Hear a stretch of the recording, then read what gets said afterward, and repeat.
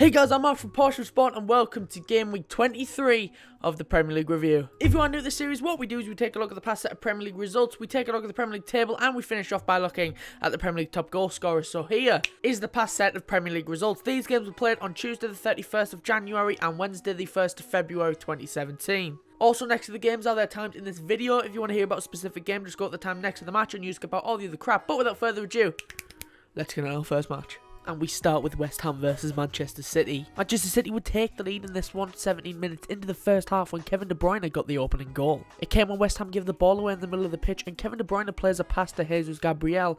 Gabriel returned the pass first time and Kevin De Bruyne basically passed the ball into the back of the net from about 15 yards out. And only 4 minutes later, City would double their lead through David Silva. It came when Leroy Sané got the better of two West Ham defenders as he goes round them before putting the ball on a silver platter for David Silva, who tapped the ball in from point blank range. And Manchester City would basically have the game won in the first half, as in the 39th minute they added their third when their new youngster Jesus Gabriel got his first goal for his new club. It came when City split open the West Ham defence with two touches when Leroy Sané found Raheem Sterling, who then squared the ball to Jesus Gabriel, who tapped in. Manchester City would have the perfect chance to extend their lead even more when they were given a penalty when West Ham new boy Jose Fonte tripped Raheem Sterling in the box and the referee pointed to the spot. Yaya Toure stepped up to take it and his 100% penalty record for Manchester City continued as he rolled the ball into the corner just beyond the reach of Randolph. And that's how the game would end. Manchester City deserved winners in the end as West Ham just didn't turn up and were completely demolished from the visitors. The first match after Dimitri Payet has officially left West Ham, they get thrashed, but we can't blame this result on West Ham not having Payet, as it was quite obvious City were going to thrash West Ham. But with this result, Manchester City go level on points with 4th place Liverpool and West Ham stay in 11th.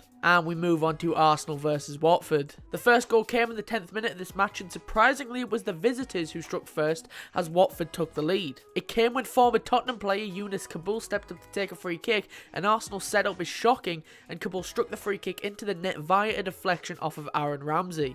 Despite the deflection, however, it did go down as a Younes Kaboul goal. And Watford would double their lead only 3 minutes later when Troy Deeney got Watford's second. It came when yet again Arsenal's defence shut down and Etienne Capoue worked his way into the Arsenal box far too easily before having a shot that was saved by Petr Cech. However, he couldn't hold the ball and it spilled into the path of Troy Deeney, who smashed home from close range. Arsenal looked to get back at the game in the 59th minute when they got a goal back through Alex Iwobi. It came when Alexis Sanchez created the chance before flicking the ball across the face of goal, and at the back post was Iwobi, who steered his shot into the far corner. And that's how the game would end. A massive win for Watford and a massive blow for Arsenal's title chances. In the first half, Arsenal had no chance in the game. However, in the second, they looked like a completely different team and looked like they actually wanted to win. For some reason, Arsene Wenger played a very weakened side and it backfired on him, and with Arsenal fans crying out for Wenger to buy a striker, he didn't do so in January, and not only does he have those angry fans to deal with, he also has to deal with the fact that Arsenal are probably not going to win the league this season. But let's not take anything away from Watford as they secured their first top flight win over Arsenal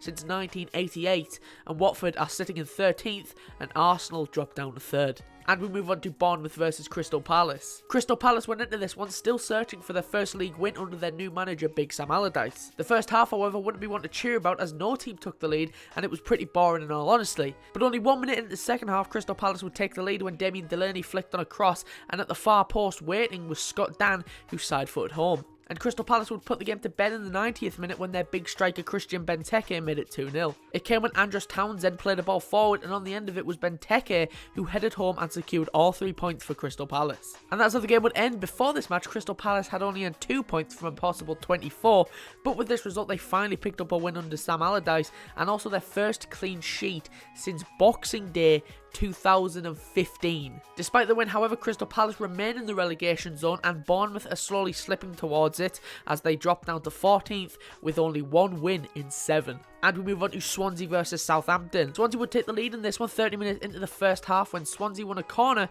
and Gylfi Sigurdsson whipped it in and Alfie Mawson was on hand to head the ball in at the near post for only his second league goal for Swansea. But Southampton would equalise 10 minutes into the second half when Southampton broke down the left-hand side with Ryan Bertrand. He then put a low cross into the box and on the end of it was Shane Long who converted at the near post. But Swansea would retake the lead through their star man Gylfi Sigurdsson. The move actually started with a Southampton corner but nothing comes of it, and within seconds Swansea have the ball up the other end of the pitch when Swansea debutant Luciano Narsingh, probably butchered that name, charged down the left. He spotted the Icelandic international and he did the rest as he put the ball into the bottom right corner. And that's how the game would end. another win for Swansea under their new boss Paul Clement and secured their first back-to-back wins for the first time this season. And this win boosts Swansea's hopes of staying in the Premier League, and Southampton suffer another loss, making it 5 losses from their last 6 games. With this result, it dropped Southampton down to 12th and Swansea remain in 17th. And we move on to Liverpool versus Chelsea. Liverpool were, in my opinion, the strongest side in this matchup as they pressured Chelsea well,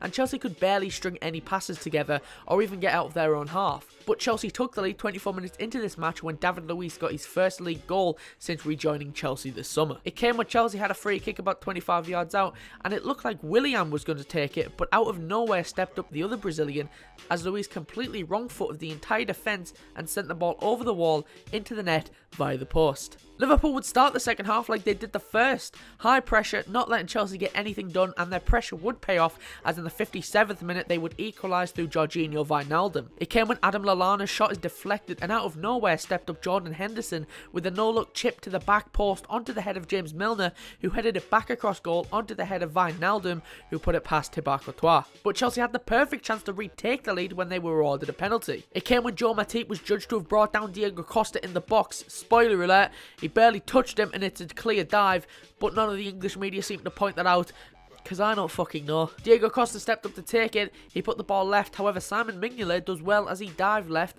however he was going to dive over the ball, but he managed to get his hand down very quickly and push the ball away, and the game stayed 1-1. And that's how the game would end, and despite not getting all 3 of the points, Chelsea wouldn't have minded that result as they still extended their lead at the top to 9 points. As all of the top 4 teams dropped points as well, with Arsenal losing and Tottenham drawing. And we move on to Middlesbrough versus West Brom. West Brom would take the lead only 6 minutes into this match when the former Middlesbrough player James Morrison smashed the ball low into the net from about 20 yards out after Middlesbrough failed to deal with a corner. But Middlesbrough would have the perfect chance to equalise 10 minutes later when they were awarded a penalty. It came when Gareth McCauley dived in on Alvaro Negredo when there was really no need for him, and he hardly got anything on the ball and brought down the Spaniard, and the referee pointed to the spot. The man who won the penalty also stepped up to take it, and he made no mistake about it as he smashed the ball into the bottom left corner. And that's how the game would end. Really nothing else happened in this match apart from a few close chances.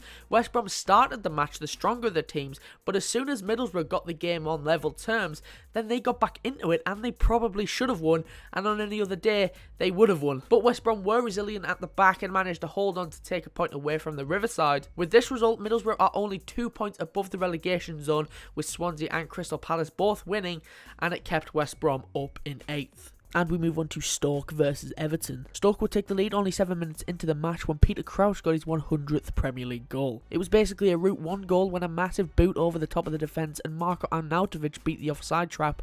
He then squared it to Peter Crouch, who finished on the stretch. And how about this for a stat? Peter Crouch has become the oldest player in Premier League history to reach 100 goals. In the 39th minute, however, absolute chaos ensued at the Britannia Stadium as Everton had the ball in the back of the net. However, it was disallowed and then re-allowed again. It came when Seamus Coleman cut inside onto his left foot and he put a cross into the box that at first looked like it came off of Romelu Lukaku, who was offside, but when the referee went over to consult his linesman, they then came to an agreement that the ball actually went in off of Stoke defender Ryan Shawcross, and the goal was given. And fair play to both the ref and the linesman, as this was the right call, and how the linesman spotted that from there is beyond me. And that's how the game would end. Despite Peter Crouch's landmark goal, his Stoke side weren't able to get all 3 points.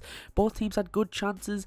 I'm not too sure who I think deserved to win this, but nonetheless both teams come away with a point and Stoke move into 9th while Everton stay in 7th. And we move on to Burnley versus Leicester. Very, very boring game, and the only bit of action we're talking about came in the 86th minute when Burnley secured all 3 points as they took the lead through Sam Vokes. It came when Michael Keane nodded the ball down from a corner and it looked like the ball struck the arm of Sam Vokes before he volleyed it from close range. I'm not too sure that it was handball. I thought the ball hit his stomach before hitting his arm. I'm not too sure. It counted anyway. And that's how the game would end. There's really nothing I can add to that one. But what I can add is that Leicester are still without an away win this entire season, and Burnley have now won their past 5 Premier League home games. And we move on to Manchester United versus Hull. This match ended 0-0, but let's be honest, United should have probably won this one. But Hull keeper Edin Jakupovic, no idea how to say that, had a world-class performance, keeping the game goalless. But nonetheless, a big point for bottom of the table Hull City. And speaking of bottom of the table, this is what actually lifted them off it as they moved up and Sunderland moved down, and Manchester United, obviously, they stay in 6th. And finally, we move on to Sunderland versus Tottenham. The game ended 0-0. That's pretty much it.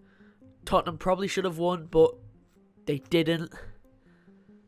Moving swiftly on. Right, so that's all the fixtures I've got for you this time. Before we go, let's take a look at the Premier League table and top goal scorers, starting off with the Premier League table. Starting with the top 5, and as you can see, Chelsea are still top, and they extended their lead at the top to 9 points with their draw at Liverpool. Tottenham is second, following their goalless draw with Sunderland. Arsenal are third, following their shock loss to Watford. Liverpool are fourth, following their draw with Chelsea. And Manchester City make up the top 5, following their big win at West Ham. Moving on to the bottom 5, and Sunderland are on the bottom, following their draw at Tottenham. Hull City are 19th, following their draw with Manchester United. Crystal Palace are 18th, following their win at Bournemouth. Swansea are 17th after their win against Southampton, and Leicester make up the bottom 5 following their loss to Burnley. Moving on to top goal scorers, and as you can see, I'm pretty sure that nothing has changed from last week, because I'm pretty sure that none of the top 5 got any goals.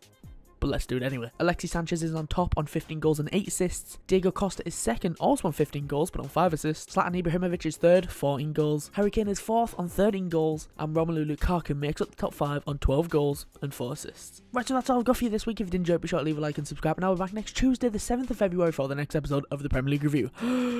And breathe. If you want to follow us on Twitter, you can follow the Portion of Sport Twitter account, where we'll be tweeting about certain football games and wrestling shows that pique our interest. I don't know. The links to that are in the description, or it's at Portion of Sport _. You can also follow me on Twitter or subscribe to my personal YouTube channel. The links to both of those are also in the description, or my channel should be popping into your screen round about now. But anyway, thanks for watching. Be sure to like and subscribe.